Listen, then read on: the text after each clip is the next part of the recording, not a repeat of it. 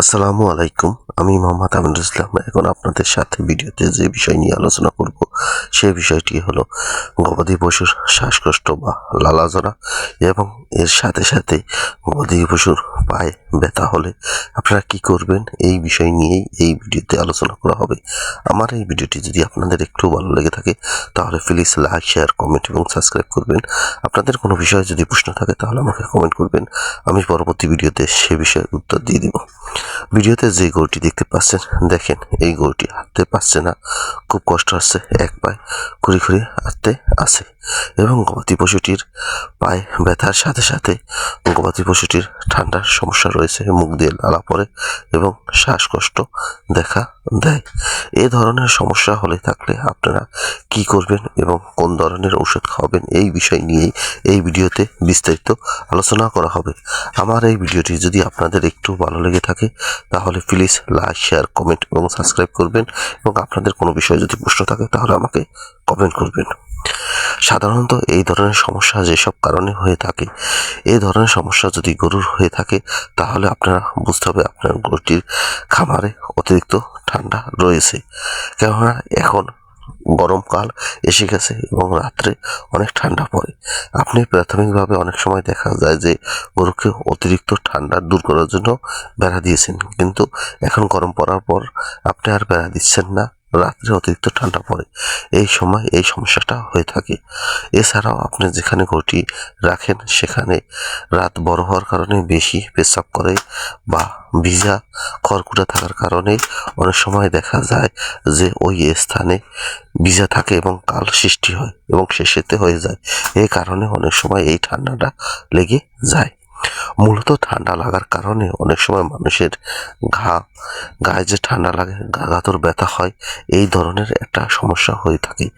যে কারণে গরুরও ওই রকমই জ্বর হলে পর বা ঠান্ডা লাগার পর পায়ে একটা সমস্যা হয় যে হাঁটতে পারে না, একটা পা বা শরীরটা ব্যথা করে এবং আপনি দেখতে পারবেন যে আপনার গরুটির পাটা খোঁড়াচ্ছে কিন্তু কোনোখানে ব্যথা নাই, কোনোখানে গরম নাই বা কোনোখানে ফুলা নাই। এই ধরনের সমস্যা যদি হয়ে থাকে তাহলে বুঝতে হবে যে জ্বরের কারণে এই পা খোঁড়াটা শুরু হয়েছে। কিন্তু আপনি যদি দেখেন খুর ফুলে উঠেছে বা পা গরম বা পাটা খুব ফুলে উঠেছে, পাটা গরম অনুভব হচ্ছে, এ ধরনের সমস্যা দেখলে বুঝতে হবে তাহলে রোগ বা জয়েন্টিলের সমস্যার কারণেও অনেক সময় গরু খুঁড়ি হাঁটে। কিন্তু জ্বর, মুখ দিয়ে লালার জুড়তে আছে এবং গরুটি কাঁপতে আছে, এই অবস্থায় যদি গরুটি খুঁড়ি হাঁটে তাহলে জ্বরের কারণে একটা সাইড ব্যথা করতে আছে, এক সাইডে পড়ে থাকার কারণে অনেক সময় ব্যথা হয়ে যায়। এজন্যই গরুটি খুঁড়িয়ে হাঁটে। এটা আসলে তেমন ভয়ের কোনো কারণ নেই। আপনারা এই ধরনের সমস্যা হলে আপনার খামারে যে ধরনের ট্রিটমেন্ট করবেন সেই ধরনের ট্রিটমেন্ট যদি করেন তাহলে গরুটি দ্রুত সুস্থ হয়ে যাবে।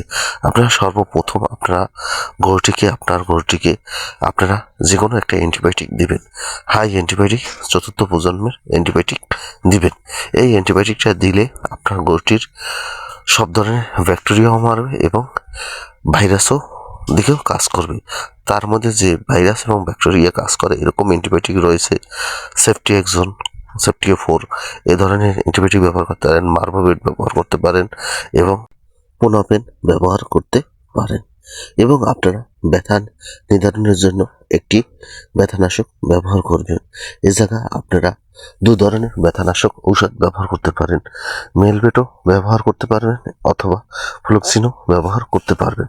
কেননা যেহেতু শ্বাসকষ্ট রয়েছে তার জন্য আপনারা প্রিফারমেট ব্যবহার করলে সবচেয়ে ভালো হয়, কেননা এটা শ্বাসকষ্ট দিকেও দেখে এবং শরীরে যদি কোনো প্রকার ব্যাকটেরিয়া বা ভাইরাস আক্রমণ করে তখন দ্রুত কাজ করার জন্য প্রিফারমেটটা ভালো কাজ করে।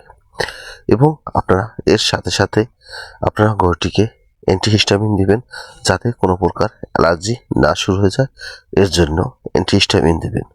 এবং গরুটিকে শক্তি ফিরিয়ে পাওয়ার জন্য আপনারা গরুটিকে রোবেন কোনো অবস্থাতে যে কার্যকারিতা হারিয়ে না ফেলে তার জন্য গরুটিকে আপনারা একটি পাউডার খাওয়াবেন যাতে হজম শক্তি বাড়ে।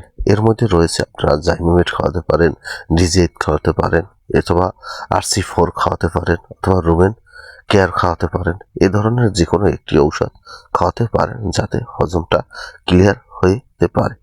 এভাবে যদি আপনি ট্রিটমেন্ট করে থাকেন আপনার খামারের গরুকে, তাহলে আপনার গরুটি দ্রুত সুস্থ হয়ে যাবে।